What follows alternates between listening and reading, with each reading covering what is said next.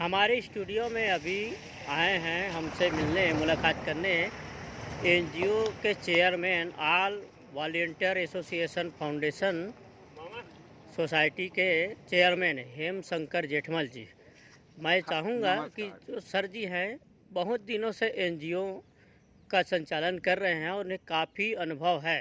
तो सर आप प्लीज़ हमारे दर्शकों को ये बताएंगे कि आप जो एफडीएफ किसानों की जो खाद के बारे में जो जानकारी दे रहे हैं वो कैसा है, किस पर्पस पे काम करता है, किस क्षेत्र में डालना पड़ता है, वो हमें थोड़ी सी डिटेल जानकारी देंगे। हाँ, नमस्कार साथियों, मैं हूं हेमशंकर जेठमल, आलवा फाउंडेशन नई दिल्ली से।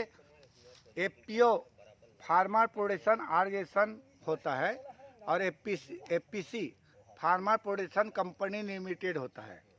तो दोनों में अंतर होता है। इंडियन पब्लिक ट्रस्ट के अंतर्गत में सोसाइटी एक्ट के अंतर्गत में 1882 का इंडियन पब्लिक ट्रस्ट है, वो ऑर्गेनाइजेशन कहलाता है। और MCA ministry of corporate affair के बारे में अगर हम रजिस्ट्रेशन करते हैं तो उसको एफपीसी बोला जाता है। एफपीसी मतलब फार्मर प्रोडक्शन कंपनी लिमिटेड होता है। वहाँ 10 डायरेक्टर होता है, उसमें से 300 किसान शेयर होल्डर होता है। 300 किसान शेयर होल्डर होने के बाद में नाबार्ड और राष्ट्रीय सहकारिता विकास निगम लिमिटेड के माध्यम से हमको जो भी खाद, बीज, इक्विपमेंट किसानों का वो होता है ना, उनका सब्सिडी मिलता है। फिशरी, डेयरी, पशुपालन और वो सब चीज़ के बारे में हमको जानकारी मिलता रहता है और वो हम खुद क्रिएट कर सकते हैं। और हमारे साथ में आए हैं रमेश जी, रमेश साहू जी, वो भी जानकारी देंगे आप लोग को। साहू जी सहयोगी हेमशंकर जेठमल जी का। मैं रमेश साहू डोंगर गांव से। मैं किसान भाइयों को ये कहना चाहता हूँ कि आज के डेट में छत्तीसगढ़ में बहुत सारे लोग, बाहर के लोग आके खेती किसानी कर रहे हैं। तो आप छत्तीसगढ़ के लोग खुद क्यों नहीं करते हैं? जी, इस सारा चीज़ का जानकारी लेना है जी जी तो हमारी संसद जुड़िए जी और छत्तीसगढ़ के लोग खुद कीजिए ना। जी इसमें आप लोगों को बहुत बेनिफिट है और इसमें सरकार छूट देती है। जी। तो आप लोग इस चीज़ से जुड़िए और छत्तीसगढ़ में आप लोग बेनिफिट उठाइए।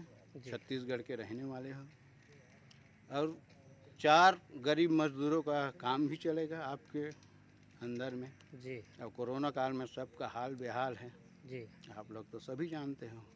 ठीक, नमस्कार जी। तो सर जी एक बार पुनः वेलकम करता हूं धन्यवाद आपका, रमेश जी, बहुत अच्छी जानकारी दिया।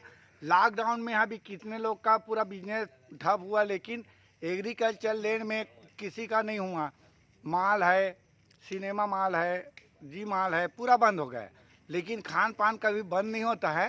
तो हम एग्रीकल्चर में ज़्यादा अभी ज़्यादा पैदावार करें। धान के अलावा अन्य चीज़, अदरक हो गया, लहसुन हो गया, धनिया हो गया, मिर्ची हो गया, तो उनके चीज़ में उपज कीजिए।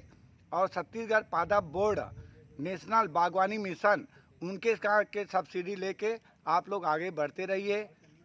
अगर कोई गाइडलाइन की कमी होंगे तो हम लोग आप लोग को सहयोग करेंगे। धन्यवाद साथियों। जी। मैं ये चाहूँगा सर, अभी आपसे मुलाकात हुई है मेरी, जी जी ये राजनांदगांव जिले के चौकी विकास खंड के चिल्हाटी गांव में। तो मैं चाहूँगा सर कि आप अभी किस पर्पस पे और कौन से गांव पे फील्ड पे आए थे, ये हमारे दर्शकों को भी हम जानकारी लोग मिल जाएगी। केकती टोला आए थे, सोनसाई टोला गांव, किसान उत्पादक कंपनी बना रहे हैं। जी तो उन लोग गोभी की खेती कर रहे हैं 20 एकड़ में। जी तो 20 एकड़ में जब गोभी खेती करेगा तो एक क्लस्टर बनेगा। अगर 300 एकड़ में गोभी खेती करेगा तो विपणन और मार्केटिंग करने के लिए किसानों को ज़्यादा से ज़्यादा आमदनी होगा। जी। तो बहुत बहुत बढ़िया आपने जानकारी दिया सर। और एक चीज़ रमेश साहू जी ने बताएं कि यहाँ पे बाहर के लोग आते हैं और हमारे जो परंपरागत खेती जो पुश्तैनी है छत्तीसगढ़ के लोग, वो नहीं कर पाते हैं। क्या उनको जानकारी का अभाव है या वो नहीं करना चाहते? इस पर्पज पे आपका कुछ अनुभव रहा होगा।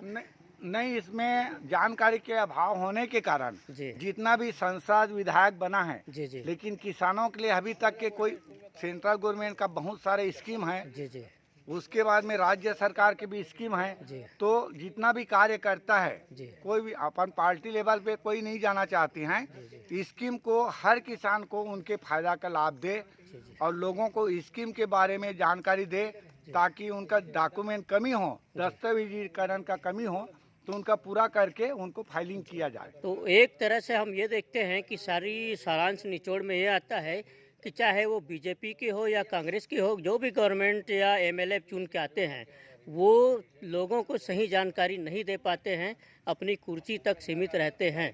इसलिए वंचित होते हैं। जी जी बहुत सारे स्कीम से किसान भाइयों ने वहीं तक सीमित हो जाता है और धान की खेती करना है अपने आप में मस्त रहता है। बहुत बढ़िया जेठमल सर जी, आपने हमारे दर्शकों के लिए बहुत विस्तृत और शॉर्ट एंड स्वीट में बहुत अच्छी जानकारी दी है। आपने हमारी इस के मतलब हमारी स्टूडियो पे आए, हम लोगों को इतना सम्मान दिए, इसके लिए धन्यवाद आपको संप्रेषित करते हैं। और साथ ही साथ दर्शकों से चाहते हैं कि हमारे ऐसी वीडियो आते रहेंगे, उसको सब्सक्राइब करेंगे और लाइक नमस्कार करेंगे। साथियों। जी जी नमस्कार सर, नमस्कार।